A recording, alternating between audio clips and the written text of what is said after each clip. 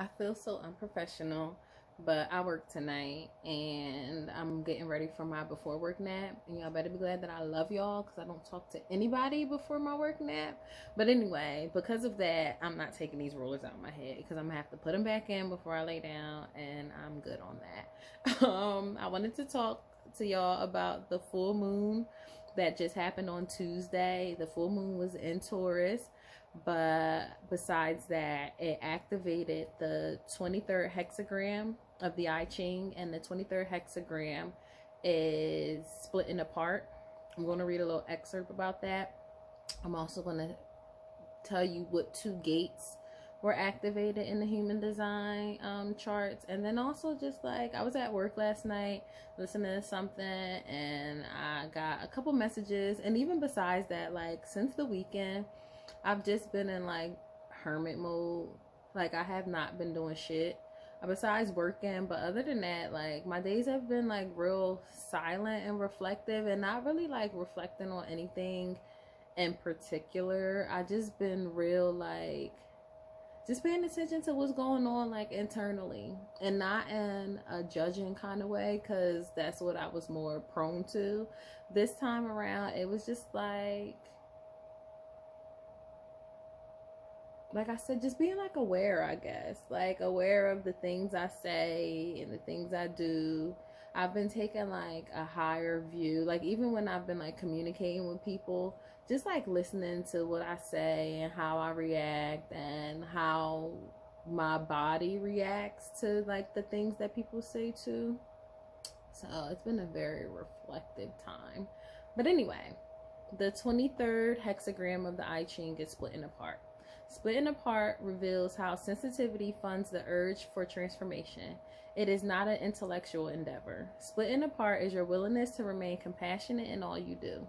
The ancient text seems to suggest that our normal perspective has everything backwards. Conflict makes us defensive, although it comes to break our protective covering. The unnecessary blockages we create will merely evaporate when we become open. You may defend your concrete perspective when approaching others, even while they have come to you to help you let it go. All of experience presents you with a mysterious mirror that reflects the well-being of your inner world. Following the energy of life becomes a profound exercise, and learning to overturn your mindset. Splitting apart is how the protective covering of the past is removed so you may grow to meet the future. The same hand that is forced open to give will now be open to receive. Whatever it is, let it go so that your inner garden can be cultivated. Allow the way to guide you toward the appropriate path. I have no idea why I was reading it like that, but I started thinking about something as I was reading. But Poe can be a message that after holding on to the past, you might explore a new way of moving forward. An intense transformation is at work, and the situation allows for shedding of old patterns and beliefs. The hidden influence in lower trigram or submission can suggest that deterioration from pushing your way into the world is given away to a natural rebirth where you blossom from the inside out. There is not much you can do in this situation other than become receptive to what events can teach you while the change is upon you. Being benevolent or submissive to others is an excellent way for humility to allow for your opening. Trust that whatever is being removed is making room for something more fulfilling to grow in its place. Open yourself to the opportunity for renewal. So that was the 23rd hexagram of the I Ching, and that one was about splitting apart. The beginning of that, because I only read like a little part of it, the beginning part was talking about like how a seed, when it falls, in order for anything to grow, it has to, life comes in and brings in harsh conditions, whether it's rain, wind, whatever happens underground, I don't fucking know. And then the protective covering breaks off, and then from there the seed can flourish.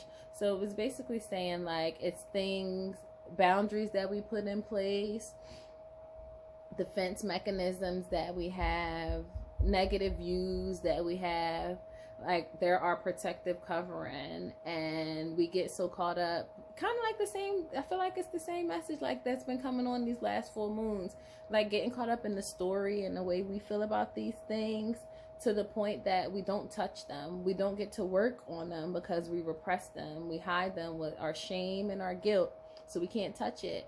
So that's when life comes in and is like, before we get to the next step, sis, I need you to learn some shit. So basically just like being able to move, like no matter what, like break that shit off, let go of the past, let go of the negative feelings that you have about yourself, situations, break that protective covering off so you can go. Also, before I get to like my little notes that I took, 2 gates were activated in the human design chart. The gate of continuity, which that gate just was saying that the ability to continue no matter what, like no matter what happens, like not letting things, like being able to be self-aware, being able to learn your lesson, and then not let it change you at your core. Like, yes, help you move differently, but not give you negative outlooks, or not letting it shut you down.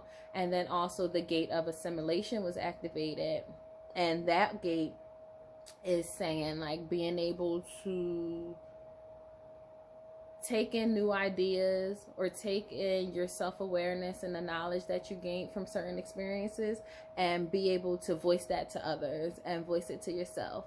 So taking from whatever you learned from the gate of continuity, and then being able to share that within yourself and within others. So my little notes that I got from all of that, I was just thinking about, like how I said earlier, we repress things about us through shame and guilt, and instead of working on that, it manifests as other things like anger towards others, or jealousy, or insecurity. Like however it manifests, it's because like you repressed it with shame and guilt. And when you repress shit with shame and guilt, you can't touch it because you don't know what it is. You masked it with other things, you have other shit built on top of it, so then you're reacting and you don't know that it's because of this thing that you're ashamed of. So my notes, I was just listening to something and I randomly got like this message of saying there is no good or bad, there is just misuse of energy. What we view as negative emotions is just energy that needs to be transformed. This honor only occurs when you project that onto others. Shame is normally the root of a lot of our projections onto others. Self-love is the cure. Observe your own nature and accept responsibility. So like I was saying about like repressing shit like jealousy, insecurity, like natural emotions and natural feelings, and just not understanding what it's trying to teach to you will create things about you that you don't really like. And we don't like to, like, even I have very high confidence, like the things that I don't really, I'm trying to use language differently and not like condemn myself with the things that I say.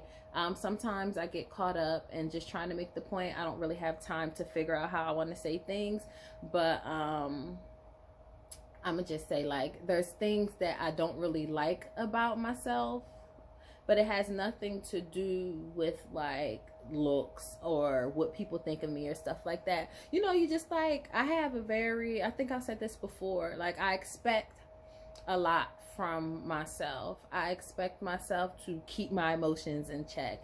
I expect myself to not get caught up in how I feel and throw that onto others. But then like also I'm human, so like sometimes I don't show, if I'm not feeling good about myself, it's hard for me to give a fuck about what somebody else have going on. Or if I'm having a bad day, I'm pushing that shit out onto my child, like little things like that. But I'm also very honest with myself, so like even if I fuck up, I can correct myself instantly because I look at that behavior, I look at where it came from, and I acknowledge it. Like first of all, bitch, that's not even what you were upset about. You were upset because, and then I can go through my head and be like, yes, actually that had nothing to do with that person. And that's about self-awareness. And then now I'm learning, because I've always been self-aware, but I didn't always practice self-love. So now let me see how much time